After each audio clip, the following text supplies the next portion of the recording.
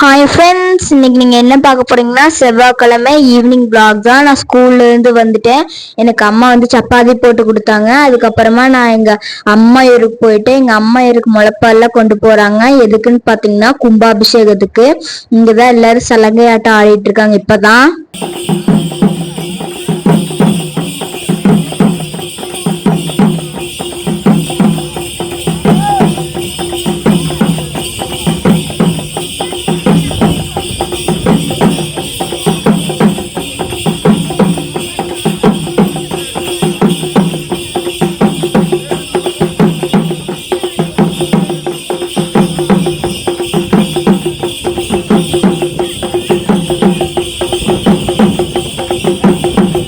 முளைப்பாரி கொண்டு போய் கோயில வச்சுட்டு அதுக்கப்புறம் இங்கே சாப்பிட்டு வந்துட்டோம். என்ன பிரசாதம்னு பார்த்தீங்கன்னா தக்காளி சாப்பாடும் உப்புமாவும் தயிரும்.